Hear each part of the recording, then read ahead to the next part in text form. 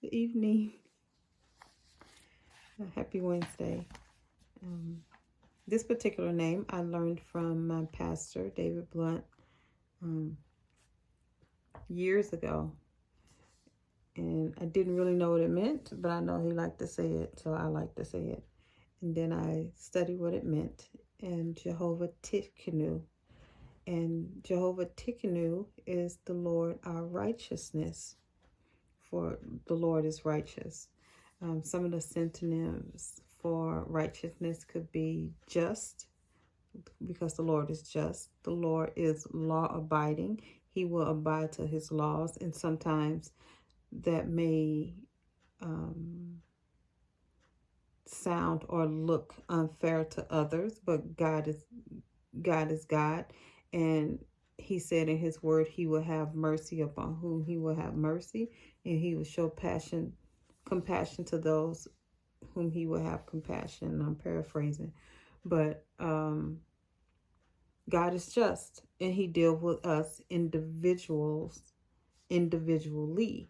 and God is also righteous. And just like he rewards, because he's a rewarder of those who diligently seek him. On the other side of that, God also, he wouldn't be God if he didn't judge sin. And so he's just and he's fair. And the first time he is mentioned in the Bible as the Lord our righteousness is in Jeremiah 23:6. And it reads, "In his days, Judah shall be saved, and Israel shall dwell safely, and his name whereby shall be called the Lord our righteousness." Righteousness, Tsidkenu, means righteousness. And of course, Lord is Jehovah.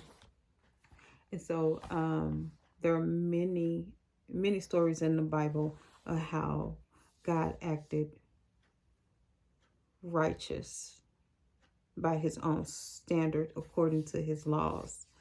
And sometimes it's hard to read, but God is a God of righteousness, and it's great to know him as the God who provides, and he's the God of peace, but he's also the God of war. He's Jehovah Gabor. He's a God of war. Yes, he is Jehovah Nisi. He is our banner, and he's also Shabbat. He's the Lord of heaven's army and earth's army. He's the Lord of all. He's the Lord over all. And he's the ruler. God is righteous. And he will have mercy upon whom he will have mercy. Isaiah 1:19-20 reads, "If you are willing and obedient, you shall eat the good of the land." We hear that all the time.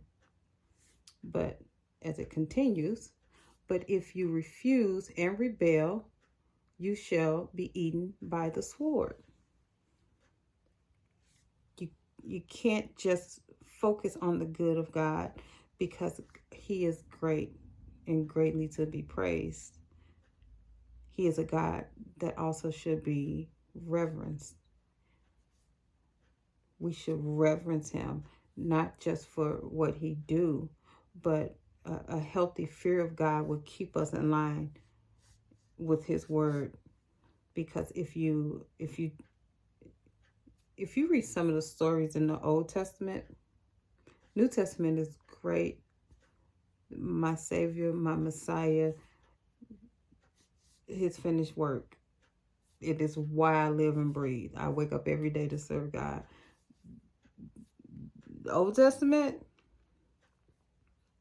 Father back in the day, we thank God for Jesus. God is righteous. Jehovah Tsidkenu.